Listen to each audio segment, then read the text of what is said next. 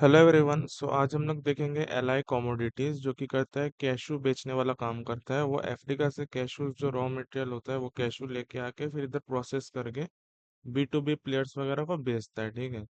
सो उसका हम लोग क्या Q1 फाइनेंशियल 27 का हम लोग अपडेट देखेंगे, उसके साथ बिजनेस भी समझ लेंगे कि क्या है। ठीक है। तो पहले मैं कुछ बिजनेस का कुछ समझा देता हूँ, जैसे कि उनका वो मैंने बोला आ, अफ्रीका वगैरह से जो कैशूज होता है वो रॉ मटेरियल लाके फिर इधर प्रोसेस वगैरह करके फिर बी टू बी जो प्लेयर्स होते हैं उनको दे देते हैं। ठीक है। जो अल्टीमेटली रिटेलर्स को जाके कैशू बेचेंगे, ऐसा है।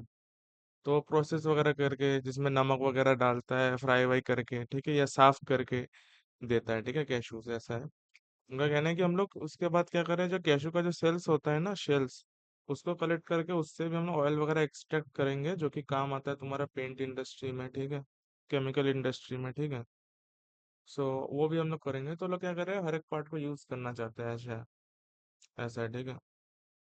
फिर क्या है, ये इनका मेन अभी बात है। फिर उससे जो होगा ना वो, ठीक है, ये सब हुआ। तो उनका हम लोग बिजनेस मॉडल देख लेते हैं। ठीक है। जैसे इंपोर्ट करता है कैशू, फिर प्रोसेस करता है। ठीक है। फिर रेवेन्यू क्या है, कैशू कर्नल्स, मतलब वो जो कैशू निकाला जो ये में से, शेल में से, फिर उसको बेचता है बी टू बी वाले को, रोस्ट वगैरह करके भी बेचता है। CNSL ऑयल जो मैंने बोला वो ऑयल निकालता है। ठीक है। फ्यूचर में उनका कहना है कि हम लोग बायोफ्यूल वगैरह भी बनाएंगे, कार्बन एंड बायोचार, वो जो वेस्ट मटेरियल पड़ा रहता है उससे क्या बायोफ्यूल वगैरह में बनाएंगे। ठीक है। यही है, ये प्रोसेसिंग वगैरह करता है। ठीक है। तो इनका मेन अभी क्या है, मैं गाइडेंस वगैरह दिखा देता हूँ। कैपेक्स में दिखा देता हूँ। उनका एग्जिस्टिंग कैपेसिटी है 40 मीट्रिक टन पर डे। ठीक है। उससे वो लोग 140 तक लेके जा रहे थे, अप्रोक्स में समझ लो 3.5x समझ सकते हैं हम लोग, उतना लेके जा रहे हैं। और CNSL के लिए जो ऑयल जो है ना, बोला ना ऑयल एक्सट्रैक्शन करेंगे उससे, उसके लिए 50 मीट्रिक टन पर डे का लगा रहे हैं, जो कि अंडर डेवलपमेंट है। मैंने बोला वो आ रहा है। ठीक है। फ्यूचर में वो लोग जो बायोफ्यूल वगैरह जाएंगे वो बात का बात है। तो अभी के लिए तो यही दो है। ठीक है। और यूनिट टू स्केलिंग अप हो रहा है, वो सब ठीक है। और ये लोग क्या है, पावर सोलर प्लांट वगैरह इंस्टॉल किए, उससे क्या होगा, इनका जो प्रोसेसिंग वगैरह के लिए, इंटरनल कंजम्पशन के लिए जो बाहर से इलेक्ट्रिसिटी आता है, जो कि एक्सपेंसिव होता है, आप अगर देखोगे तो, जैसे कि हम लोग जैसे घर में रहते हैं तो हम लोगों के लिए इलेक्ट्रिसिटी पर यूनिट सस्ता होता है। लेकिन जो लोग इंडस्ट्री वगैरह के लिए इलेक्ट्रिसिटी यूज करते हैं ना, उनके लिए पर यूनिट ज्यादा कॉस्ट होता है। ठीक है। वो लोग सोलर लगा लिए तो उससे क्या होगा, खर्चा वगैरह बचेगा हमारा। हाँ, तो ठीक है। उनका कहना है कि फाइनेंशियली 27 में हम लोग ग्रोथ एक्सपेक्ट करेंगे, ब्रॉडली सिमिलर टू फाइनेंशियली 26, जो पे अप्रोक्स शायद 100% का था, मैं दिखा देता हूँ। ठीक है।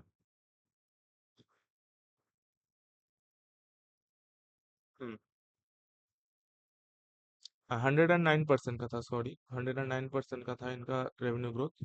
उनका कहना है कि हम लोग अप्रोक्स ऐसे ही इतना तक ही हम लोग करेंगे, जो कि सही बात है।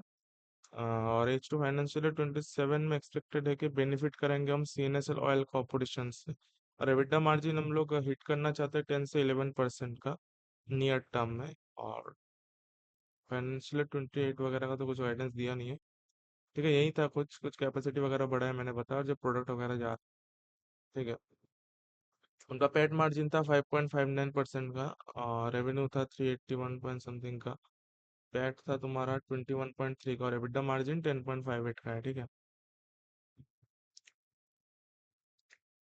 था, जो कि मैंने क्या किया, Q1 का जो अपडेट आया मैंने दिखाया नहीं, रुक जाओ दिखा देता हूँ। Q1 का जैसे अपडेट आया, उनका उनका कहना है कि हम लोग इन्वेस्ट कर चुके हैं एक्सीडिंग 108 करोड़ का। ठीक है।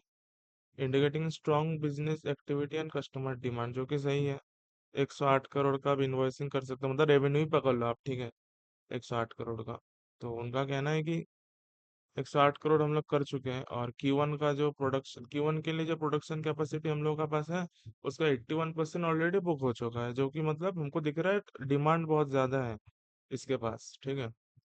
जैसे कि अभी ये आएगा ना फेस्टिवल वगैरह, इनका भी यही कहना है कि Q3 financial capacity also filling rapidly. जो Q3 के लिए जो लोग प्रोडक्शन करवाना चाहता है इनसे, मतलब ये जो कैशू वगैरह लेना चाहता है, उनका भी मतलब अच्छे से कैपेसिटी वगैरह बढ़ रहा है उनके लिए। तो मतलब क्या दिख रहा है, मेनली बिकॉज क्या है कि फेस्टिव सीजन आता है ना Q3 Q4 में, तो क्या होता है उसके लिए तो जो लोग B2B कस्टमर्स होते हैं वो लोग B2B कस्टमर जो है इनका, वो लोग पहले से रॉ मटेरियल खरीदेंगे कैशू से। फिर अलग अलग स्वीट वगैरह बनाएंगे या उसको बेचेंगे, जो भी होता है। ठीक है। अ, उनका कहना है कि हम लोग हेल्थी प्रॉफिट मार्जिन लेके चल रहे हैं, जो कि सही है। मार्जिन वगैरह को प्रोटेक्ट कर पा रहे हैं। तो मैं फॉरवर्ड कैलकुलेशन दिखा देता हूँ उसके हिसाब से। जैसे उनका कहना था कि हम लोग अपना 109% का करेंगे, तो मैंने क्या किया, 100 से 110% का सेल्स ग्रोथ मैंने पकड़ा है। ठीक है, मैंने H2 में भी वही रेवेन्यू मतलब ग्रोथ पकड़ा था, 110% का। और Q1 FY 27 में भी मैं वही ग्रोथ एज्यूम कर रहा हूँ, जो कि ग्रोथ रेट सही है। जैसे जैसे कि Q3 वगैरह आएगा ना, उसमें आप देखोगे जो फेस्टिवल्स वगैरह होता है, मेनली कैशूज जो होता है तभी लोग खरीदते हैं ना। लोग के घर में देते हैं, स्वीट वगैरह बनाते तो खरीदते हैं B2B प्लेयर्स, फिर उससे स्वीट्स वगैरह बनाएंगे, तो तभी ज्यादा डिमांड होता है। Q1 में तो उतना फेस्टिवल्स रहता भी नहीं है हमारे इंडिया में। ठीक है। तो उसके हिसाब से मेरे को रेवेन्यू अच्छा लगा है। तो ठीक है, जो मैं दिखा रहा था, हाँ। और पेट मार्जिन मैंने 6% का पकड़ा है, क्योंकि वो जो CNSL वाला ऑयल वाला आएगा ना, उससे मेरे को लगता है मार्जिन में थोड़ा सा इम्प्रूवमेंट आएगा। ठीक है, क्योंकि वो जो स्क्रैप वगैरह हम लोग फेंक देते हैं बाहर वाला, उससे ऑयल भी निकलेगा, तो और हम लोग का क्या कहते हैं, ज्यादा मार्जिन कमांड, मतलब ज्यादा मार्जिन बढ़ेगा, मतलब हर एक चीज को हम लोग यूज करना चाहते हैं। ठीक है। ठीक है। जैसे कि स्क्रैप जो होता है ना, CNSL ऑयल किससे बनता है, मैंने आपको दिखाया कि नहीं, रुक जाओ। Valuable oil extract from shells, मतलब कैशूज का जो शेल्स होता है उससे ऑयल निकलेगा। शेल्स अगर मैं बेच दूं बाहर में तो बहुत सस्ता बिकेगा। ठीक है, पर अगर उस शेल से अगर मैं ऑयल निकालूं फिर उसको बेचूं, तो वो क्या वैल्यू एडिशन हो रहा है ना, तो उससे मार्जिन हमारा इम्प्रूव होगा, मैं वही कहना चाहता हूँ। ठीक है। हम्म, ठीक है। तो मैं दिखा रहा था फॉरवर्ड कर, तो मैंने 6% का पैट मार्जिन एज्यूम किया है मेरा। ठीक है, तो उसके हिसाब से पैट बनता है 45.84 से 48.12 का, जो कि मेरे को जस्टिफाई, मतलब पैट का नंबर लगता है मेरे को।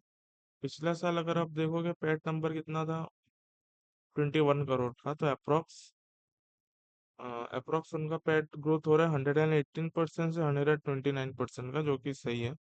ठीक है, और करंट भी इनका चल रहा है 14.4 का। और अगर मैं पेग निकालूँ तो 0.14 से 0.11 का। ठीक है, जो कि पेग बहुत ही सस्ता है। ठीक है, अब जैसे ये सब कंपनीज, मेरे को तो कभी कभी लगता है कि मार्केट इतना खराब कैसे चल सकता है। ठीक है, मेरे को कभी कभी वो भी लगता है कि मार्केट का हालत इतना खराब कैसे चल सकता है। बस बात वही है, अब जो है वो है। ऐसे भी तो SME कंपनी है, तो ठीक है, उसका तो वैल्यूएशन दबा रहता है, लिक्विडिटी कम रहता है, पर फिर भी कोई कंपनी भाई 100% से ग्रो कर रहा है, पता नहीं क्या हो रहा है। क्या है कि अपना कैपेसिटी भी बढ़ा रहा है 40 मेट्रिक टन पर डे से 140 तक कैशूज के लिए। फिर तुम्हारा वो ऑयल एक्सट्रैक्शन के भी जा रहा है, फिर वो बायोफ्यूल वगैरह भी बनाएगा कैशू वगैरह से। तो मतलब वैल्यू ऐसे नहीं, काम नहीं कर रहा है कंपनी, मेरा वही कहना है। पता नहीं, कभी ना कभी चलेगा। अब जैसे स्टॉक मार्केट में ऐसा होता है ना, कि आपका जरूरी नहीं है हर स्टॉक चले। आपने अच्छे से रिसर्च किया, कोई भी स्टॉक का सोचा, आपने 20 स्टॉक का रिसर्च किया, ऐसे होगा तीन, एक दो ऐसे भी होता है कि वो रिजल्ट भी अच्छा देगा, वो कमेंट्री भी अच्छा देगा। ठीक है, वो काम भी करेगा, वो एक्सपेंशन भी करेगा, पर उसको शेयर प्राइस रिवार्ड नहीं किया जाएगा। होता है कभी कभी ऐसा भी। लक खराब रहे तो आपको भी हो सकता है ऐसा। ठीक है, पर रेयरली होता है कि कभी ना कभी अगर कोई कंपनी 2-3 साल तक अपना, मतलब जो कंसिस्टेंसी रखे अपना रेवेन्यू ग्रोथ में, पैड ग्रोथ में, कमेंट्री में, एक्सपेंशन में, तो कभी ना कभी तो रिवॉर्ड किया जाएगा। आपको क्या लगता है, कोई कंपनी अगर 100% से भी बोल रहा है मैं ग्रो करूंगा, अगर नेक्स्ट ईयर भी वो लोग इसके आसपास भी चले, तो पी के सिंगल डिजिट पे आ जाएगा क्या, मेरे को वही कहना है। कभी ना कभी तो चलेगा ये। ठीक है, टाइम टाइम का बात होता है। ठीक है, तो मैंने वही बताया कि पेट मार्जिन फॉरवर्ड भी मैंने दिखाया ना, 6.71 से 6.4, मतलब अगर ये शेयर प्राइस इधर ही रह जाए, और ये जो बोल रहे हैं ये अगर कर दे 100% का ग्रोथ, अप्रोक्स 110% का, तो पी भाई सिंगल डिजिट में आ जाएगा, मेरा वही कहना है। पता नहीं। ठीक है।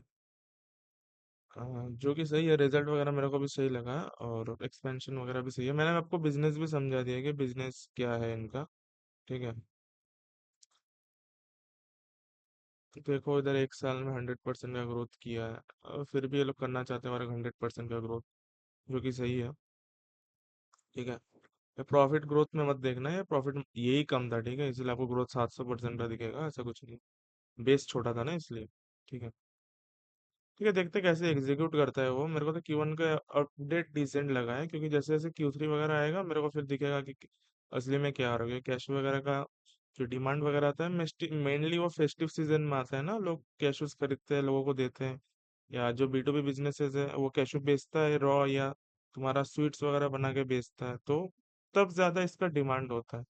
उनका भी वही कहना है। ठीक है, सही है। अभी अभी के लिए तो इतना ही है। ठीक है। Thank you for watching.